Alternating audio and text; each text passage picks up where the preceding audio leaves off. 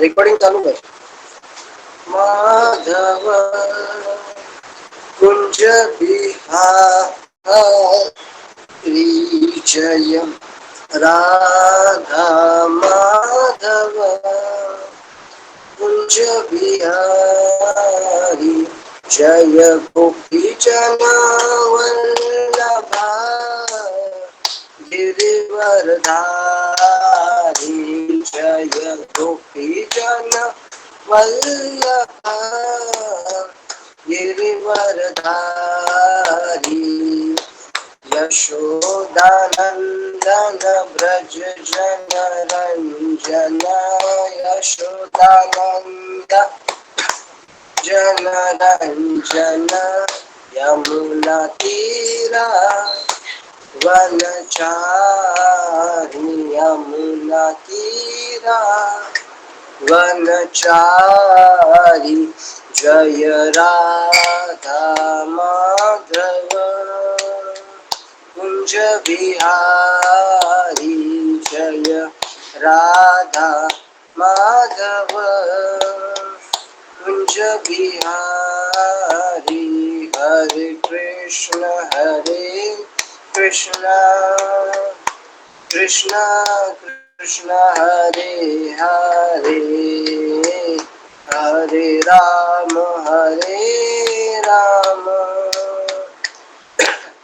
राम हरे हरे हरे कृष्ण कृष्ण कृष्ण हरे हरे हरे राम राम राम हरे हरे हरे कृष्ण कृष्ण कृष्ण हरे हरे हरे राम राम राम हरे हरे हरे कृष्ण कृष्ण कृष्ण हरे हरे हरे राम राम राम हरे हरे कृष्ण कृष्ण कृष्ण हरे हरे हरे राम राम राम हरे हरे कृष्ण कृष्ण कृष्ण हरे हरे हरे राम राम राम हरे हरे हरे कृष्ण कृष्ण कृष्ण हरे हरे हरे राम राम राम हरे हरे जय राधा गोपीनाथ राधे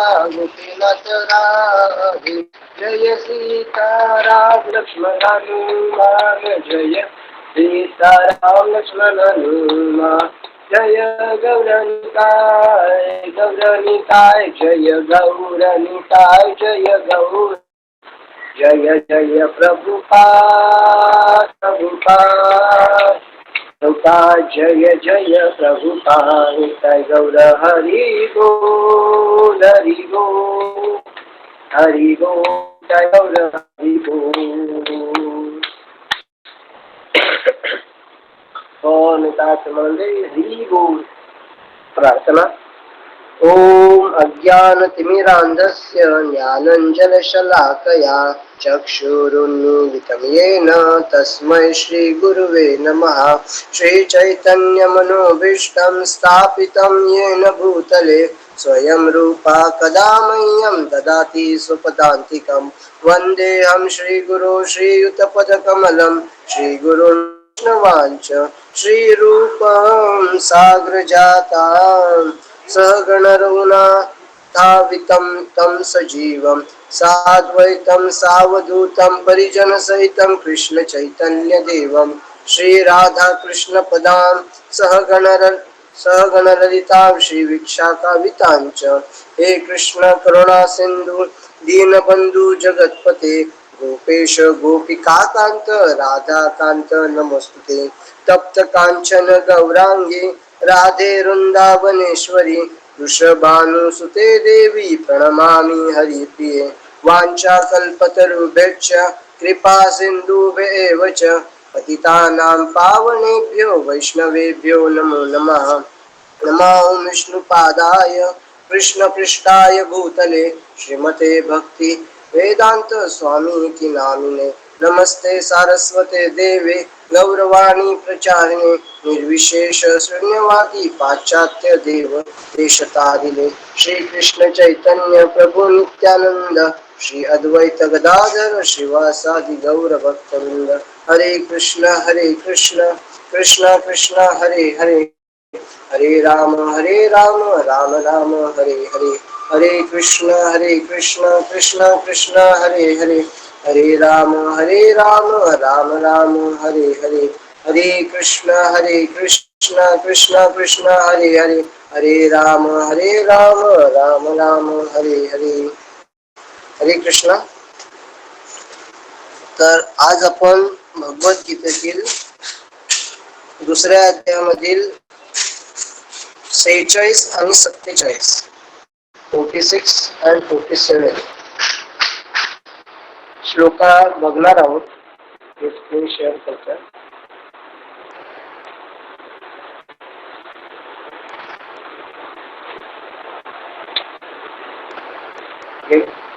दुसऱ्या अध्यायातील 46वा श्लोक. यावानर्थ उदपाने सर्वतः लुतोदके तावान् स्वेषु वेदेषु ब्राह्मणस्य विचारतः यावानर्थ उत्पाने सर्वथा संप्लुतोदके तावान्यस्वेषु ते वेदेषु ब्राह्मणस्य विजानतः. लहान विहिरीद्वारे होऊ शकणारी सर्व कार्ये मोठ्या जलाशयाकडून त्वरित होऊ शकतात. त्याप्रमाणे ज्याला वेदांमागचा हेतू माहीत आहे त्या ज्ञानी मनुष्याला वेदांशी संबंधित असलेली सर्व कार्य सहजपणे प्राप्त होतात. पुढचा श्लोक आज आपण पाहणार आहोत. 47वा.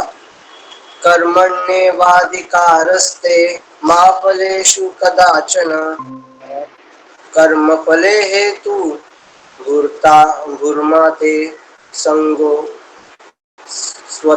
सत्व कर्मणि कर्मण्येवाधिकारस्ते मा फलेषु कदाचन मा कर्मे फल हेतु भूर्मा ते संगो स्वकर्मणि. तुझे नियत कर्म करण्याचा तुला अधिकार आहे, पण कर्मफलांवर तुझा अधिकार नाही. तुझ्या कर्मफलास तू कारणीभूत आहेस असे कधीही समजू नकोस. तसेच तुझे कर्तव्य न करण्यामध्येही तू आसक्त होऊ नकोस. तर आज आपण हे 2 श्लोक पाहणार आहोत.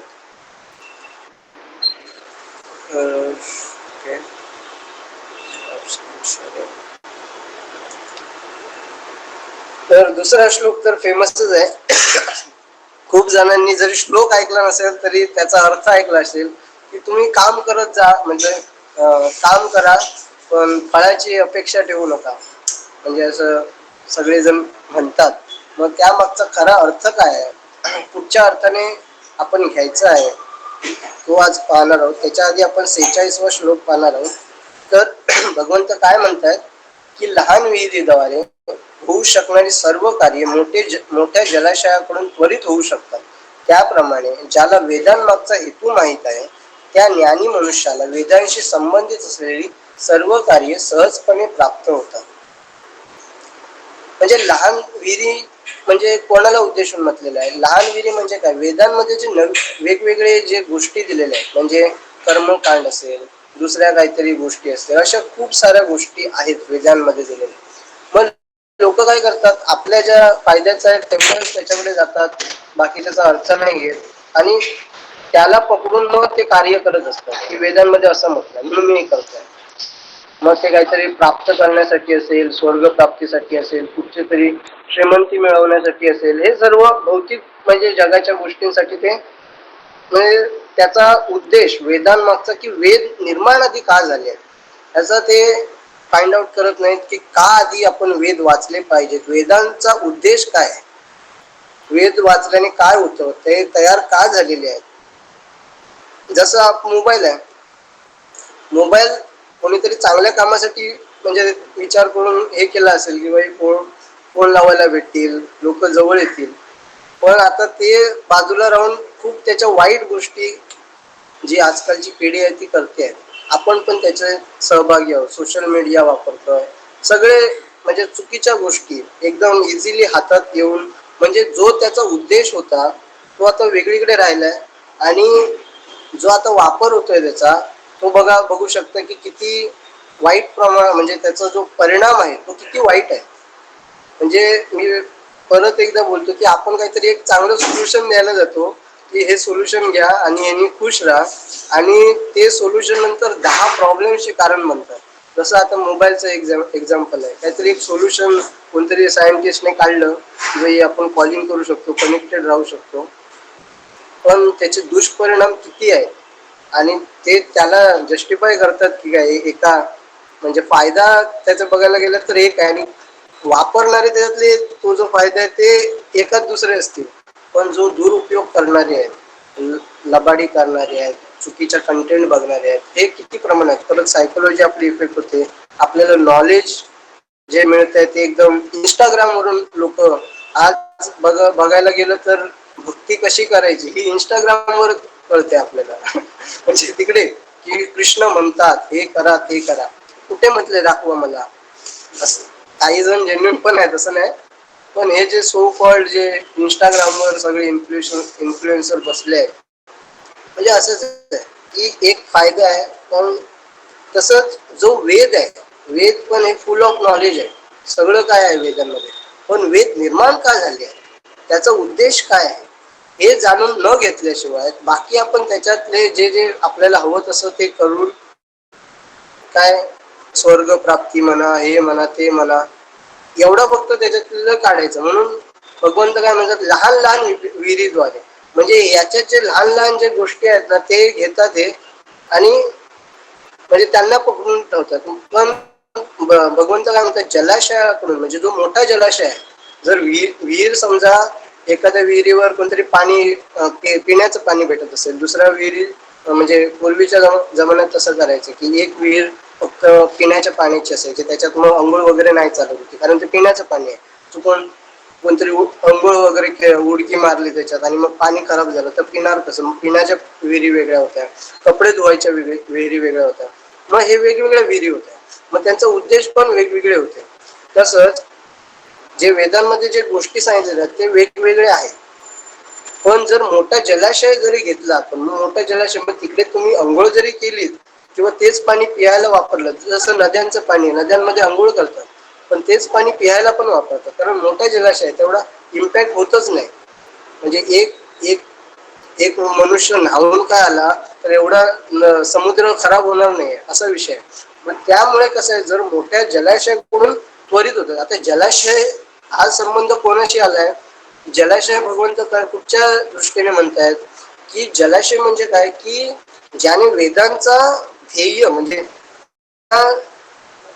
वेद ताप तयार झालेले आहेत हे ज्याने जाणून घेतलं की वेदांमागचा हेतू काय आहे हे ज्याला समजलं त्याला म्हणजे जलाशय समजल्यासारखं आहे की ज्यांना वेदांमागचा हेतू समजला की त्याला सर्व काही समजलेलं आहे. मग त्याला समजणार की छोटे छोटे गोष्टी का अशा ठेवलेल्या आहेत, समजलं.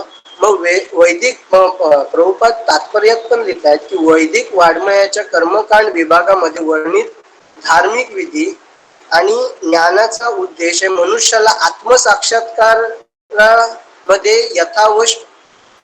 यथावकाश प्रगती करण्यासाठी प्रोत्साहित करणे हा आहे. म्हणजे ह्या छोट्या छोट्या गोष्टी मग त्या चुकीच्या आहेत का, जे वेदांमध्ये दिलेले आहेत, कर्मकांड दिलेले आहे, काहीतरी यज्ञ करा दिलेले आहे, हे सर्व गोष्टी वेदांमध्ये दिलेल्या चुकीच्या आहेत का, नाही. ते काय करतात, एखाद्या खालच्या लेवलचा जर माणूस असेल जो अजून अध्ययन भगवंतापर्यंत पोहोचू शकत नाही, तेवढं ज्ञान घेऊ शकत नाही, त्या ज्ञानापर्यंत पोहोचवण्यासाठी काय छोटे छोटे टप्पे दिलेले आहेत, समजलं.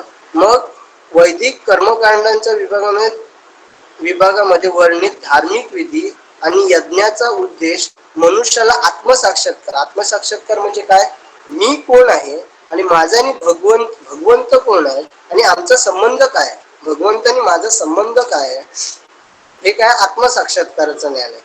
मग या ज्ञानापर्यंत पोहोचवण्यासाठी हे सर्व विधी दिलेले आहेत.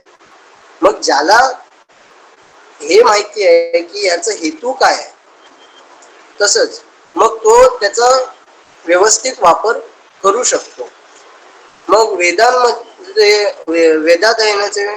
वेदाध्ययनाचे प्रयोजन हे सर्व गोष्टींचे आदी कारण भगवान श्रीकृष्ण यांना जाणणे आहे.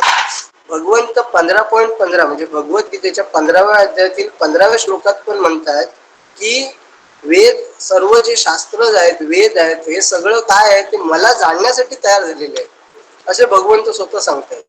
मग आपण या कर्मकांडाच्या काहीतरी भौतिक लाभाची इच्छा करून आपण त्यांच्याकडे जायचं नाही. भगवंतांना प्राप्त करण्यासाठी, त्यांच्याविषयी जाणून घेण्यासाठी, आत्मसाक्षात्कार करण्यासाठी. मग हा ज्याला वेदांचा हेतू माहिती झाला, मग तो यांचा पुरेपूर वापर करू शकतो. तसंच अजून प्रभुपाद तात्पर्यात लिहित आहेत की म्हणजे प्रभुपाद एक श्रीमद भागवतातील 3.33.7 मधला एक श्लोक सांगतात.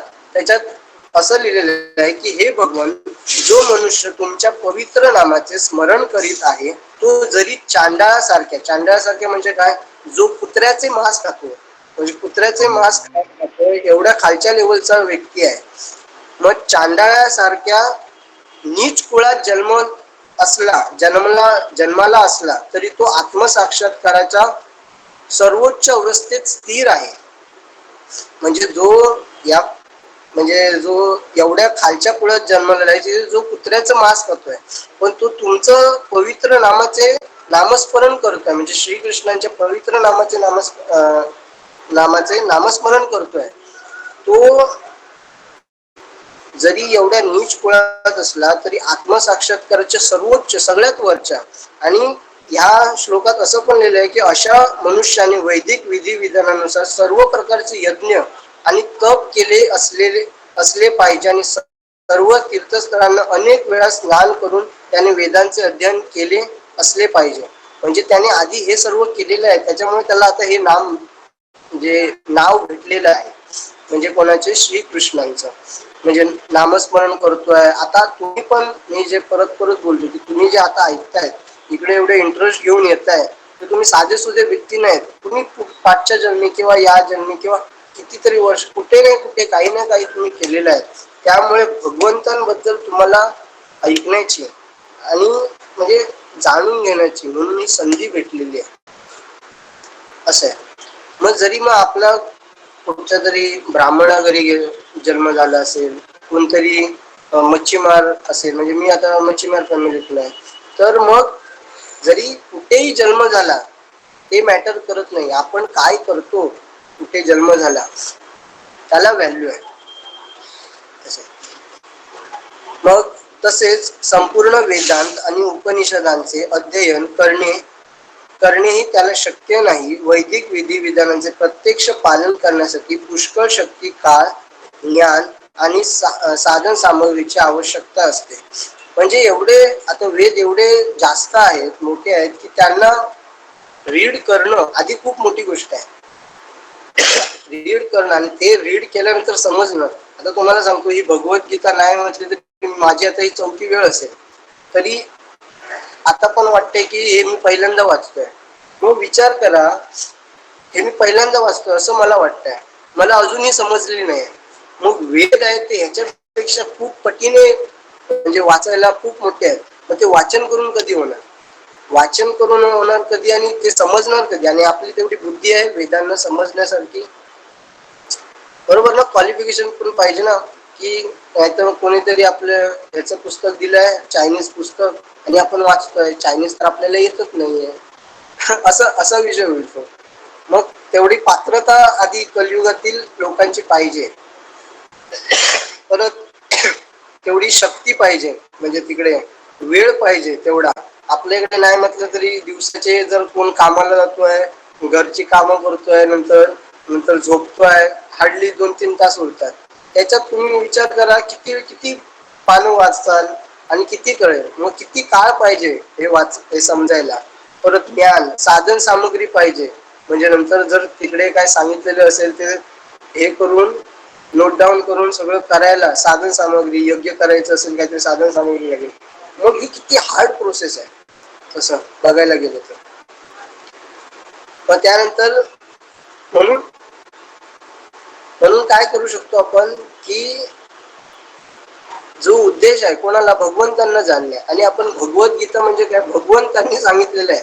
मग आपण नुसती भगवद्गीता जरी एवढी वाचली, एवढं समजण्याचा प्रयत्न केला, आपल्या पूर्ण आयुष्यभरात जरी एवढा समजण्याचा प्रयत्न केला, आयुष्य पुरणार नाही हे एवढं पण समजायला, पण तरी समजू शकतो थोडंफार त्याच्यातलं 1-2% तरी आपल्या आयुष्याचा उद्धार होणार आहे. पुढे प्रभुपाद लिहितात की या कलियुगामधील अधिकतर लोक हे मूर्ख आहेत आणि वेदांत तत्वज्ञान जाणणे पण ते शिकलेले नाहीत.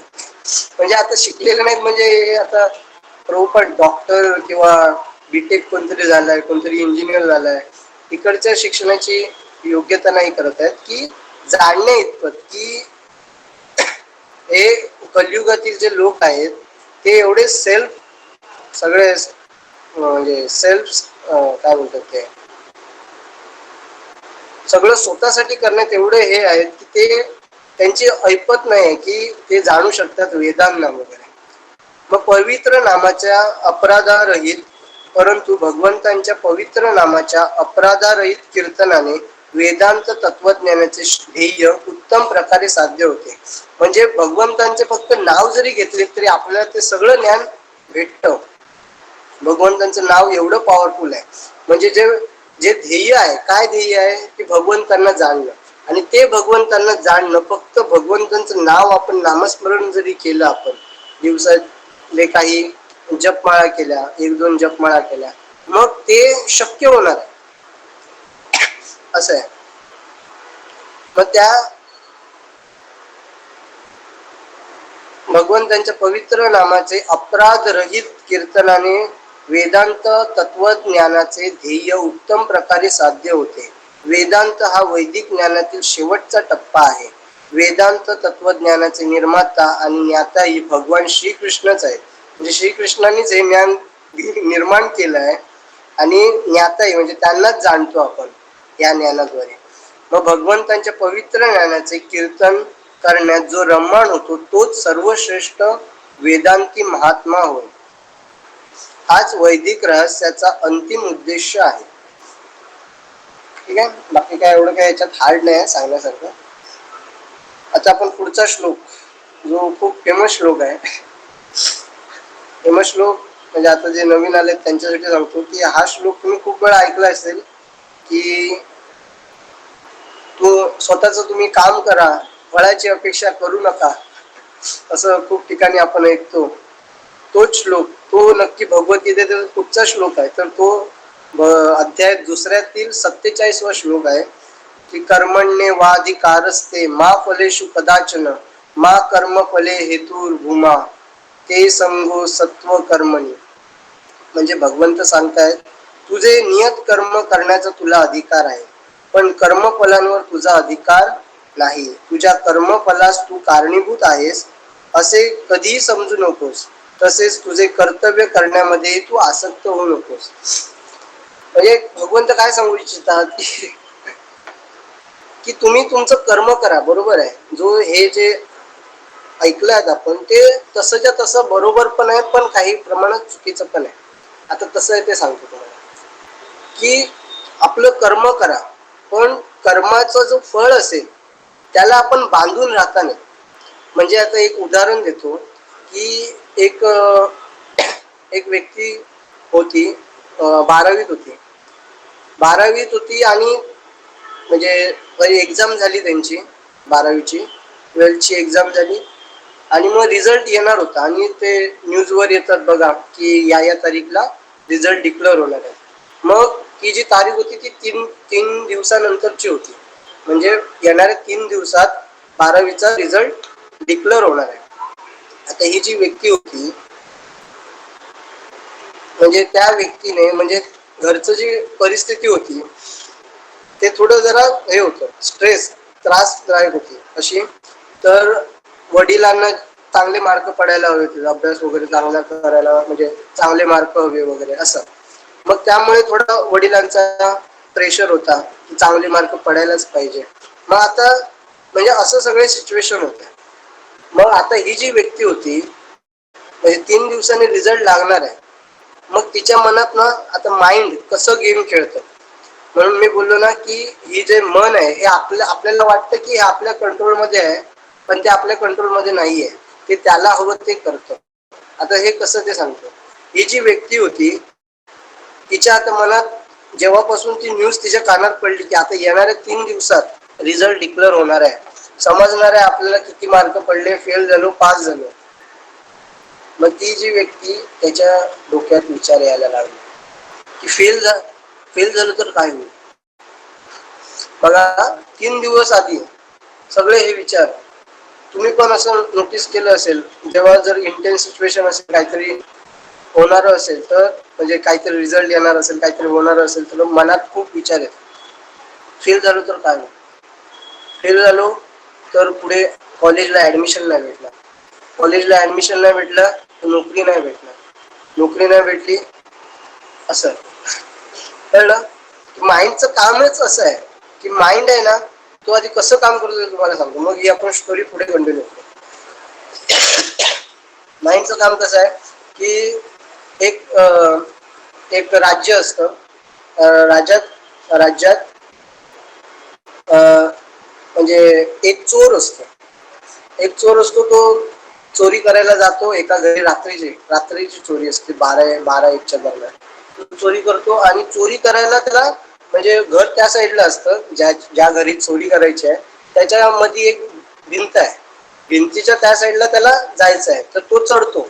आणि चढताना ती भिंत थोडी कोरम असते, म्हणजे खराब असते.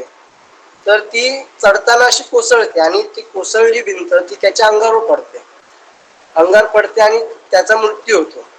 म्हणजे चोराचा मृत्यू होतो त्या भिंतीवर चढताना. चोराचा मृत्यू झाला. मग चोराची जी बायको असते ती जाते राजाकडे.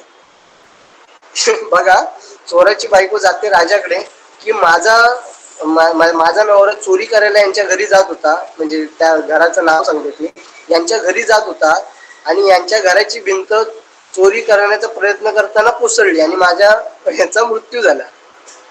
मग राजा काय करतो, राजा त्या घर मालकाला बोलवतो. हा, कोणाचं घर होतं त्याला बोलवणार. घरमालक येतो. घरमालक म्हणजे राजा विचारतो, मग तुझीच चुकी आहे, तू ती भिंत चुकीची का बांधलीस. तू भिंत चुकीची म्हणजे खराब मटेरियल यूज करून का बांधलीस.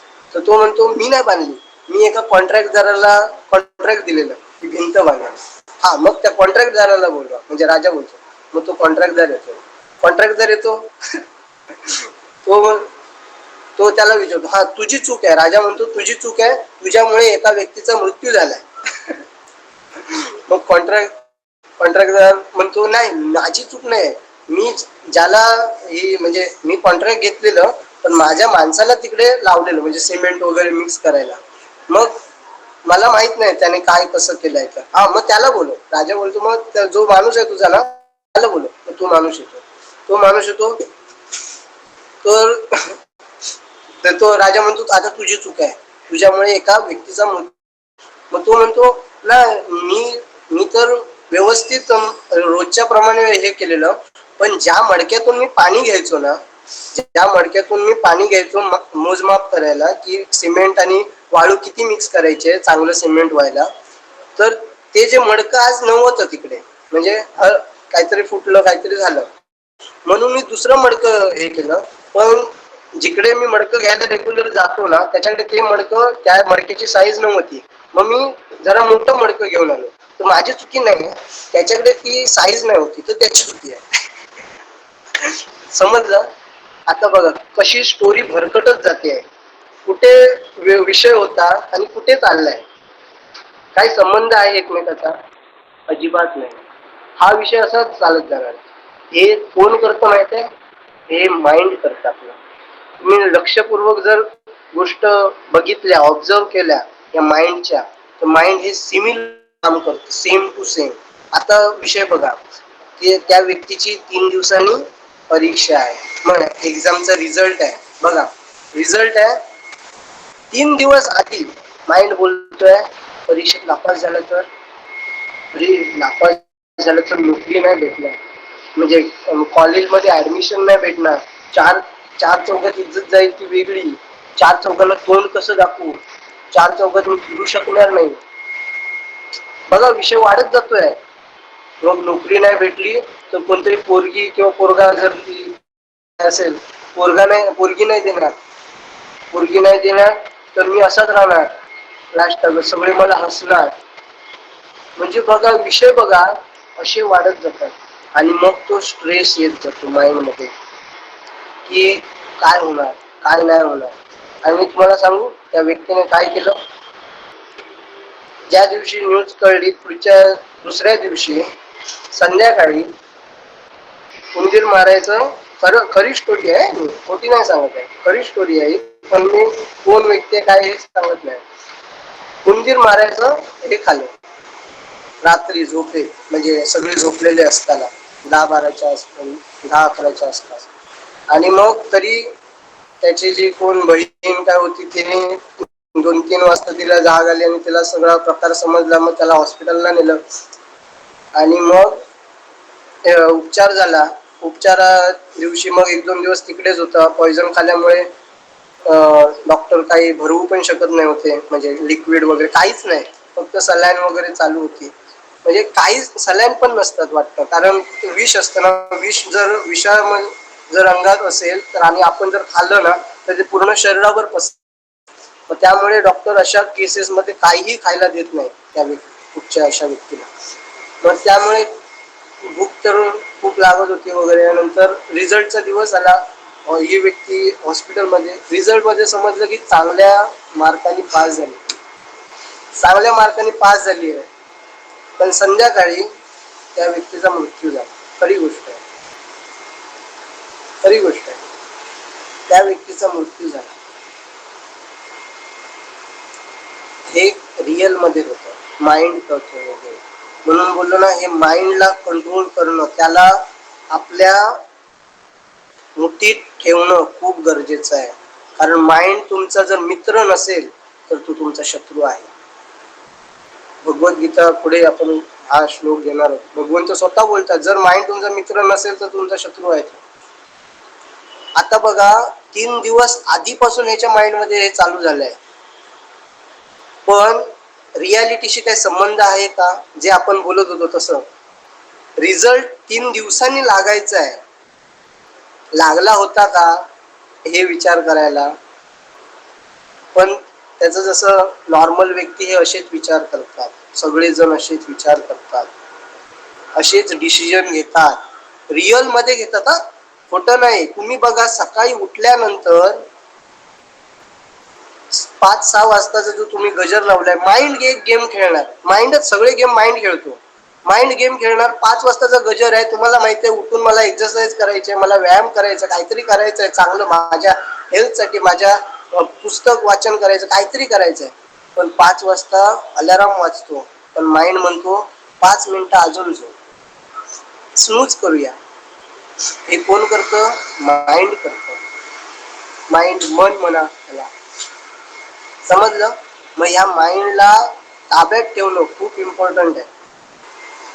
मग तसंच मग भगवंत काय म्हणतात की कर्म करणं, कर्म करू शकतो. जसं ह्या व्यक्तीने कर्म केलं, परीक्षा देण्याचं जे रायटिंग आहे, अभ्यास आहे तो केला, पण त्याच्यानंतर पुढे जो रिझल्ट आहे ना त्याच्याशी अटॅचमेंट राहील होती. अटॅचमेंट म्हणजे काय की मला हा रिझल्ट पाहिजे आहे, तो जर रिझल्ट नाही आला तर असं होणार तसं होणार, ही काय अटॅचमेंट झाली, त्या गोष्टीशी अटॅचमेंट. मग जेव्हा आपण पण ह्या आयुष्यामध्ये जगतो आहोत ना, आपण पण कुठच्याही गोष्टीशी अटॅचमेंट करायची नाहीये. अटॅचमेंट म्हणजे आपण आपलं परीक्षा दिलं, अभ्यास करणं आपल्या हातात आहे. हा, अभ्यास करा. परीक्षा चांगला पेपर लिहिणं आपल्या हातात आहे. करा अभ्यास करून. पण त्याच्यानंतर एकदा ती कृती झाली की म्हणजे त्याच्याशी जो रिझल्ट येईल, पास येईल, फेल येईल, व्हॉट एव्हर इट इज, डिसअटॅच म्हणजे त्याच्याशी अटॅच राहू नका की मला हाच रिझल्ट पाहिजे, हा नाही आला तर हे होणार ते होणार. मग भगवंत काय म्हणतात की कर्मफल, कर्म केल्यानंतर जे फळ भेटणार आहे तुला त्याच्यावर तुझा अधिकार नाहीये. म्हणजे त्याच्याशी तू अटॅच राहू नकोस. जर तू अटॅच राहिलास तर हे असं होणार. आणि सगळे लोक, सगळ्यांना काय पाहिजे आहे इकडे, सक्सेसच पाहिजे. सगळ्यांना परीक्षेमध्ये पासच व्हायचंय, ते पण चांगल्या मार्कांनीच पास व्हायचंय. हे काय अटॅचमेंट आहे. पण ते हे बघत नाहीयेत की जसं मी उदाहरण देतो की कॉइन आहे ना, तो एवढ्या जवळ धरलाय त्यांनी, कॉइन एवढ्या जवळ धरलाय त्यांनी की त्यांना जग दिसत नाहीये. म्हणजे सूर्याकडे बघून, मी एक्झाम्पल खूप वेळा दिलाय की सूर्याकडे बघून आपण जर कॉइन वरती धरला आणि डोळ्यासमोर धरला आणि बघतोय तो सूर्याला पण ढाकून टाकतोय. तसंच ह्या ज्या छोट्या गोष्टी आहेत त्याच्यामुळे आपण आयुष्याला ढाकून टाकलंय. एक परीक्षेत फेल झालं, काय होतंय, परत एक्झाम द्या. फेल झालेले आज पण खूप जण अशी आहेत की चांगल्या पदावर आहेत, काही फरक पडत नाहीये. आणि जर आध्यात्मिक लेवलला असाल तर ह्या भौतिक गोष्टी काहीच होत नाही. फेल झालं काय होणार आहे, परत जन्म मृत्यू येणारच आहे. परत तुम्हाला जन्म भेटणारच आहे मनुष्याचा. म्हणजे पुढे जाऊन 84 लाख योनी होतील, त्याच्यानंतर 84 लाख जन्मानंतर. मग आध्यात्मिक जर व्यक्ती आहेत तर त्याने पण करू नये, त्याने तर करूच नये या भौतिक गोष्टींशी अटॅचमेंट. जर आध्यात्मिक नाहीये तरी पण त्याने आपलं आयुष्य बघा ना किती मोठं आहे. दुसऱ्या इम्पॉर्टंट पण गोष्टी आहेत, आई वडील इम्पॉर्टंट आहेत, त्यांच्याकडे लक्ष द्या. या छोट्या एक एक्झाम साठी एक कागदाच्या म्हणजे एवढा फक्त कागद असतो तो, आणि तो खूप जणांच्या म्हणजे असं, मग फक्त हे कागदाबद्दल नाहीये पण बाकीच्या गोष्टींमध्ये पण हे काम करत असतं. म्हणजे जर आता समजा एखाद्याला मी इकडे विचारलं, समजा एखाद्याला इकडे विचारलं की तुम्हाला काय आवडतं, मग तो म्हणणार मला म्हणजे काय कसली तरी एक चांगली भाजी, बटाट्याची भाजी आवडते, बटाटा भाजी आवडते. हा, बटाटा भाजी. मग तुम्हाला म्हणजे बघा, चॉईस अशा असतात. म्हणजे आपल्याला काहीतरी एक आवडते आणि दुसरं आवडत नाही. आणि मग जेव्हा आवडतं हे गोष्टी लिमिटेड आहेत आणि न आवडणाऱ्या अनलिमिटेड आहेत. मग त्यामुळे काय होतं की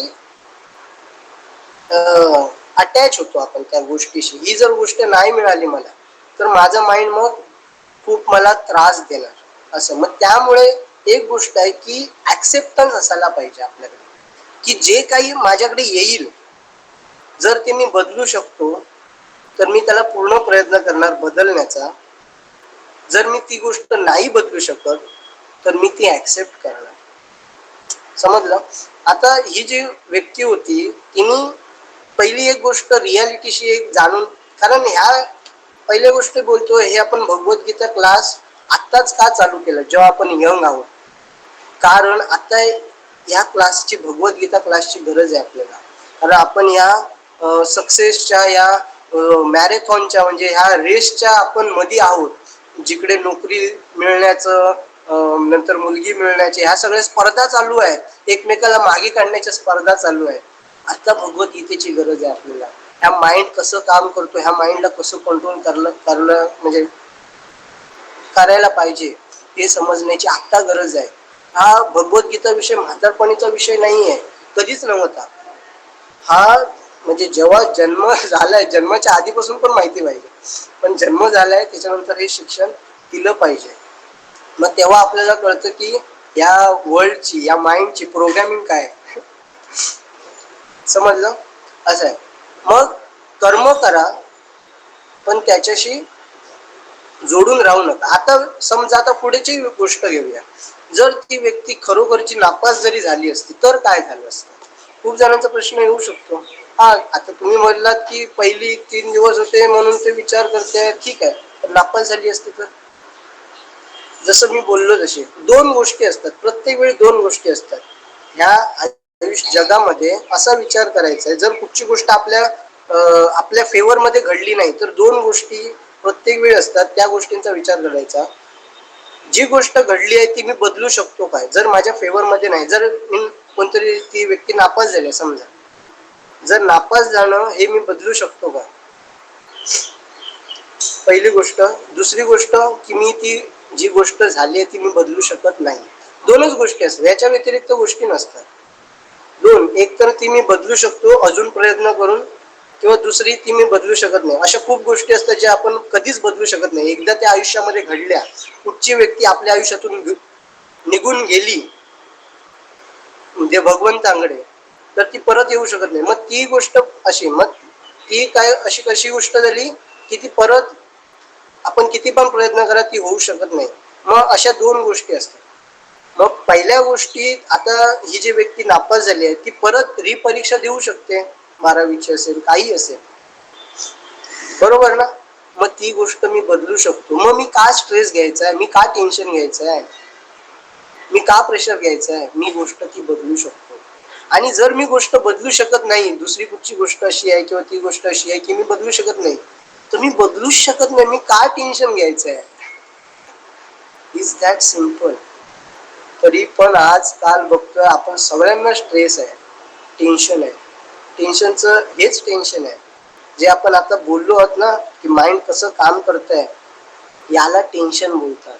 आपण विचार विचार विचार विचार असे विचार असतात की सकाळी उठल्यापासून रात्री झोपेपर्यंत त्याच गोष्टीचा विचार येतो.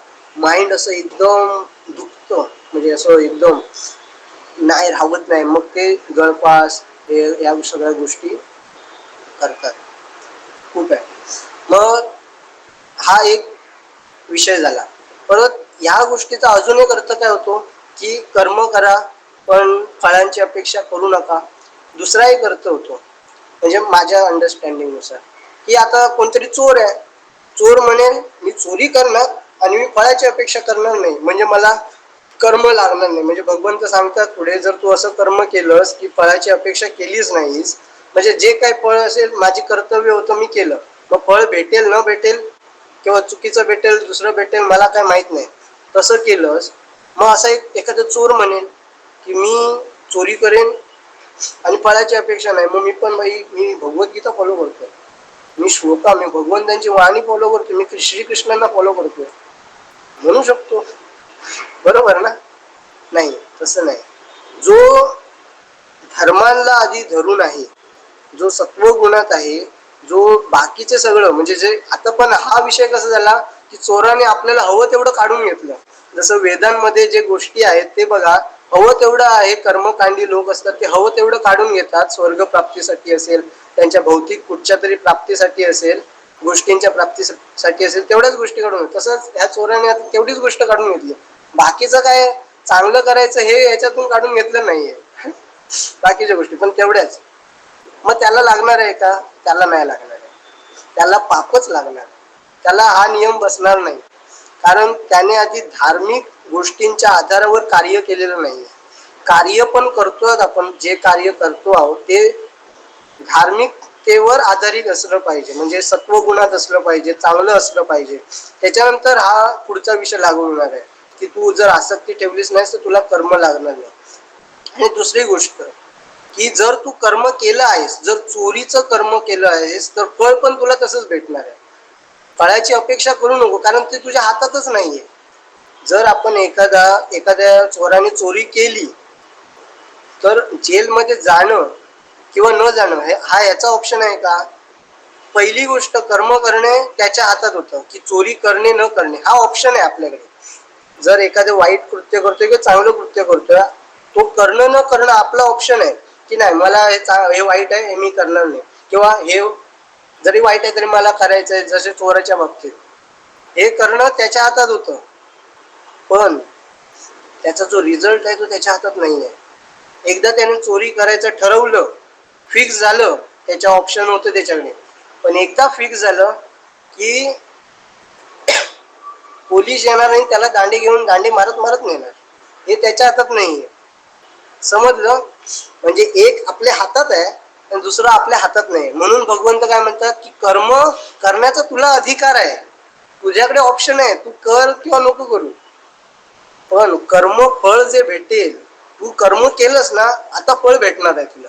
मग चांगलं कर्म असेल चांगलं, खराब कर्म असेल खराब. समजलं? असं आहे. मग तसंच भगवंत पुढे काय म्हणतायत, तू कर्म न करण्यामध्येही आसक्त होऊ नको. किंवा मग लोक काय म्हणतात, कर्म काय मग पाप पुण्य लागणार आहे ना, मग ह्या बंधनात परत अडकू ना आपण, मग काय मी कर्मच नाही करणार.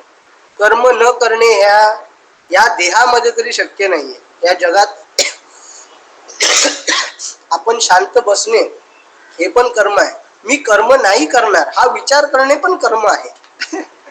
मी कर्म नाही करणार हा विचार करणे पण कर्म आहे. म्हणजे विचार करा, म्हणून आपण कर्म न करणे असा करू शकत नाही. मग काय होतं, जे असा विचार करून म्हणतात की मी कर्म करणारच नाही,